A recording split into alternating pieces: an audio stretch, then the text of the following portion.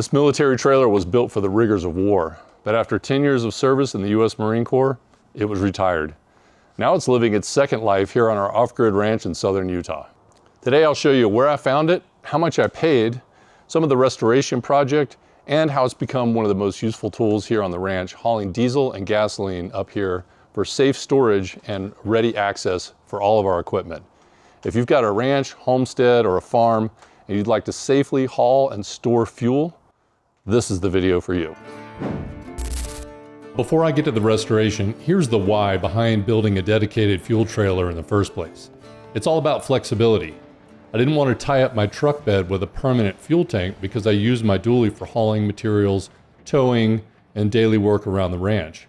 My setup uses a gooseneck ball instead of a traditional fifth wheel hitch, so when I'm not towing, I simply pull the ball out and I have the entire bed for other uses. By keeping my fuel in a dedicated trailer, I can fill up once, haul it home, and keep my truck completely versatile, ready for any job on the ranch.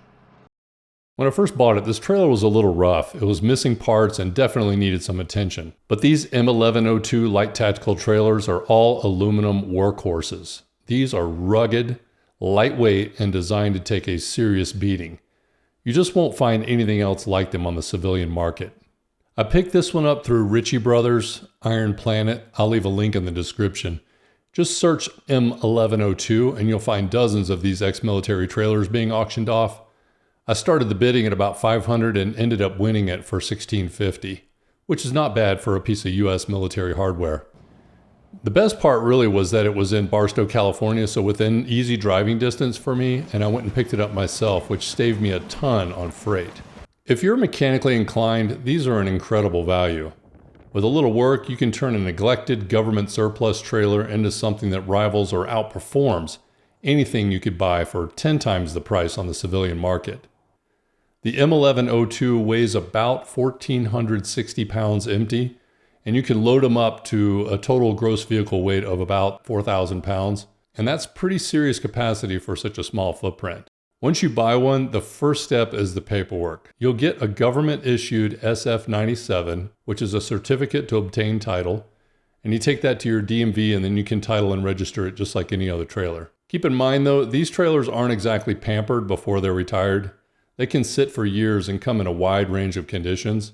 Mine was fortunately in pretty decent shape. The canopy was missing. It had the framework, but the canvas part was gone. So I ordered one on eBay. It was about $500 for a brand new one. And luckily the auction house does take detailed photos so you can get a good sense of what you're buying before you head out there to look at it or before you purchase it sight unseen. I did have some pretty badly worn tires, so I found some refurbished ones on eBay. These do have run flats in them and they are military grade Goodyear tires. These aren't the easiest thing to service and they might charge you quite a bit if you just took it to a regular tire store. So I took to eBay again and bought 4 of these refurbished rims with the run flats and brand new Goodyear tires. So I have 2 new ones on the vehicle and 2 extras in storage just in case. These tires, by the way, they are directional. You can see that there is an arrow pattern going this direction forward. I haven't switched this one out. This is the original one. On the other side, also going up, they're always going to be going forward. Now, quick note, if you're going to run one of these trailers behind your truck, you have to have your hitch raised up so that this thing is level. It's designed to go behind a Humvee, so it sits pretty high. If you run them slanted down, you're going to be activating the surge brake and you're going to burn up your brakes. Also, these hubs are not designed to go 80 miles an hour like the speed limit here in Utah. So you need to keep the hubs really greased up, and I refurbished these hubs along with switching the electrical system from 24 volt military to 12 volt so I could run it behind my civilian truck. That required me to switch out the incandescent bulbs in the taillights for these LED bulbs at 12 volt. Besides the harness and the rear bulbs, there were no other electrical alterations required. I kept the original Humvee safety chains because, let's be honest, these look pretty cool, but I added some longer chains that are better suited for my civilian hitch. At one point, I actually thought about converting it into a small overlanding camper with some bunks and a canopy, but when reality finally set in, I realized I really need a dedicated fuel hauler. So I removed the canopy, which we have stored, and we may use that later at some point, but it's easier to run this without the canopy. And then I mounted the 90-gallon diesel transfer tank up front, and later added a 48-gallon gasoline tank in the rear. And I already put these strips in for it to ride on so it's not aluminum against this aluminum, causing a lot of, you know, friction and wear marks and things. So this will last a really long time. I've already drilled the holes for the fasteners, and then I'll be strapping using these straps.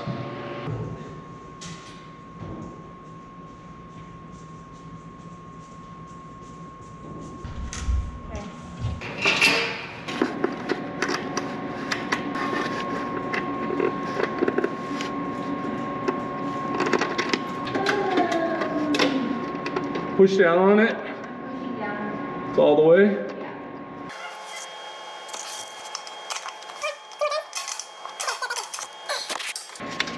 Yeah. Sounds good. It's got a little bit of spring, but not much. And that should be about perfect. So I took this out because I didn't even have a tractor at the time. And I was going to use this for fuel as emergency gasoline bug out in case of a catastrophic event in Southern California. But I'm glad I got the one that's compatible with diesel, because little did I know that I would be buying this backhoe.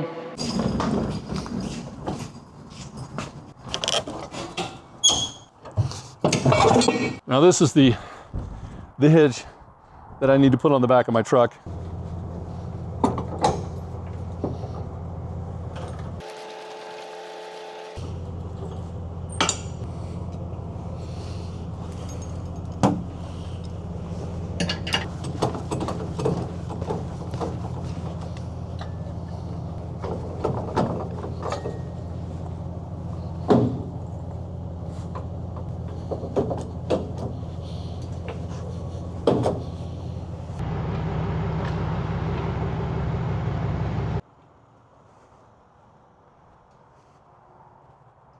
All right, look at the clearance on that thing. It's incredible.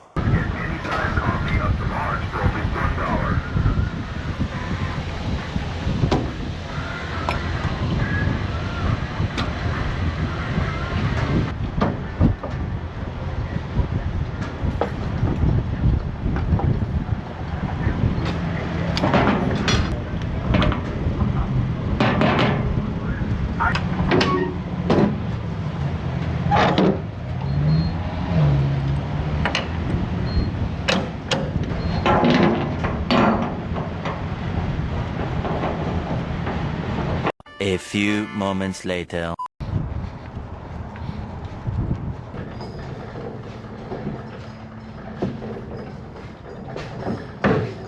This is a plunger style pintle hitch. So when I put on the brake, the weight of the vehicle pushes forward.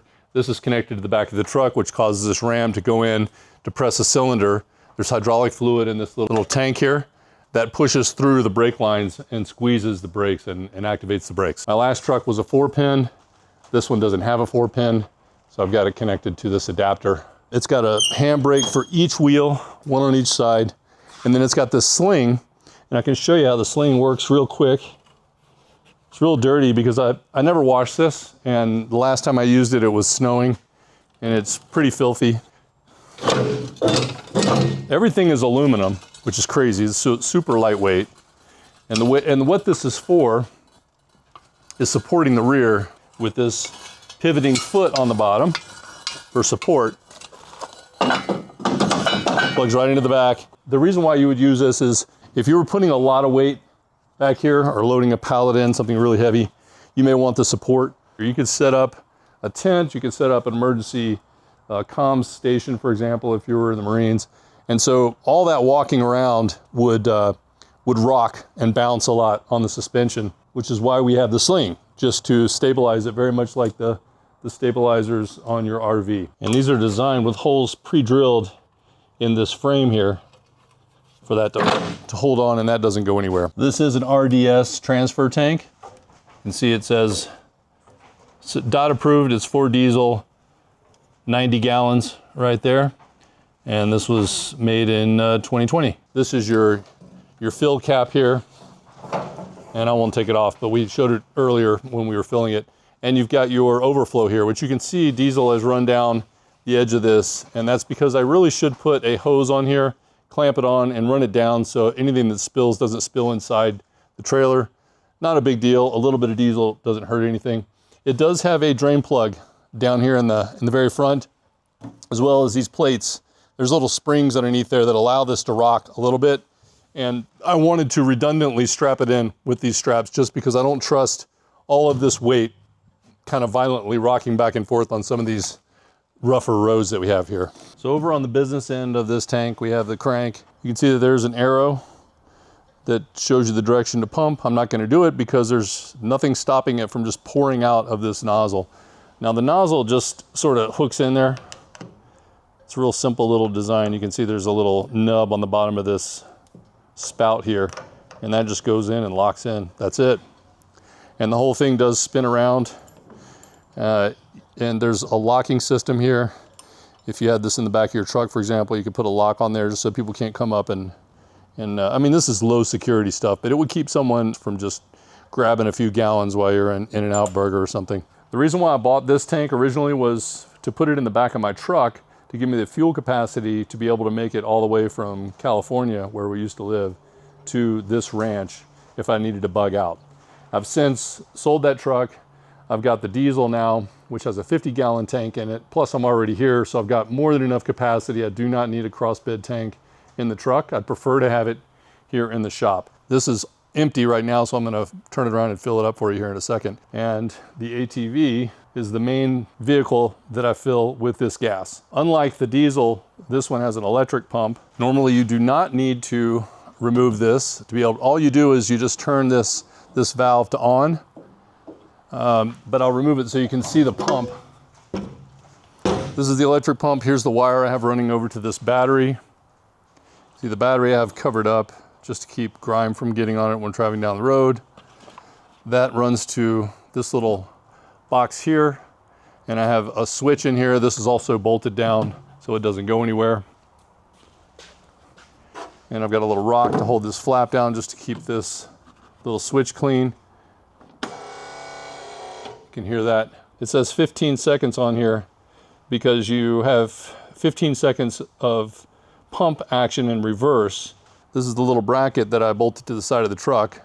This used to be bolted onto the side of that housing over there, but I unbolted it from there and put it over here because it's more convenient for me to have this here where I'm using it. So I just have this little keeper bolt in there, and this just slides out. And then when I pull the handle, it just opens it up and lets the fuel flow. And then of course, when I'm reverse suctioning it back into the tank, I'm gonna hit this switch in reverse. I have the 15-second hold there, and you can hear the motor RPMs will go up when it's sucked all of the fuel out of the hose. You can see the hose is quite long. It goes all around through here into the back there. So I've got plenty of room to pull that hose out and take it over to my vehicle that I'm fueling.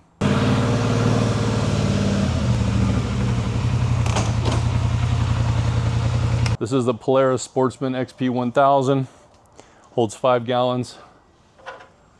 So I'll just remove this, put that in there. I've got my valve open over there already, so I'm just gonna turn this on. You can hear that running.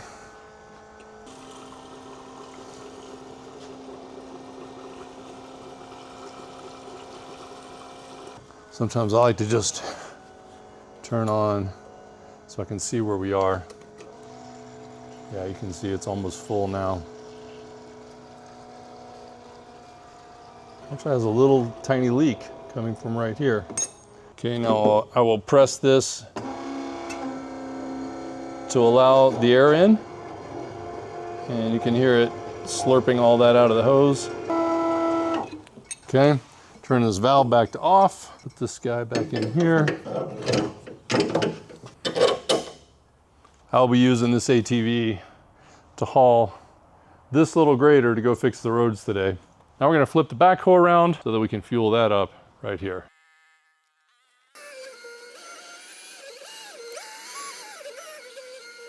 I'm in the backhoe here. You can see that the fuel is getting pretty low, but the DEF is still about 3/4 full or more. I do not burn through DEF very quickly at all. So it's almost a non-issue. I just have to make sure I keep an eye on it. It will warn you when it's getting low. So let's go ahead and fuel this up. I leave the engine running so that I can keep an eye on that gauge while I'm pumping. I don't want it to cause an overflow.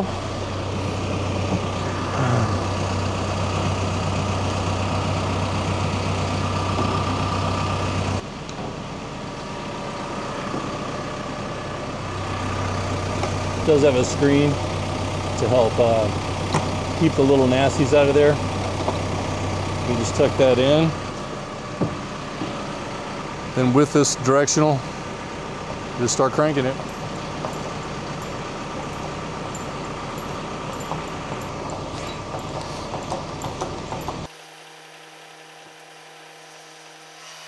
It's about half full now. Fuel capacity for this tank, what I'm pumping right now, is about 42 gallons when it's on empty. Wasn't quite empty.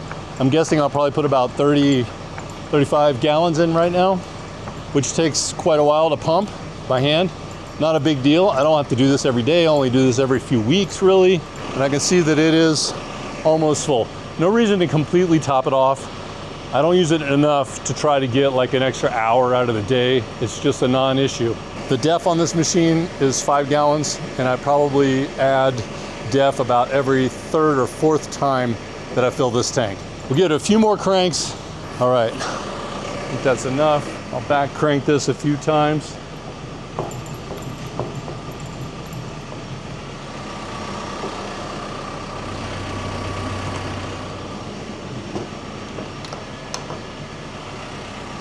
Okay. All right, now I know it's so satisfying to see that all the way full. Okay, so that's my fuel dolly, my process for storing energy here, at least as far as gasoline and diesel goes here on the ranch. If this helps spark some ideas for your own military trailer build, let me know in the comments. We're all out here trying to do the same thing, just small improvements that make life a little bit easier. Thanks for hanging out. I'll see you on the next one.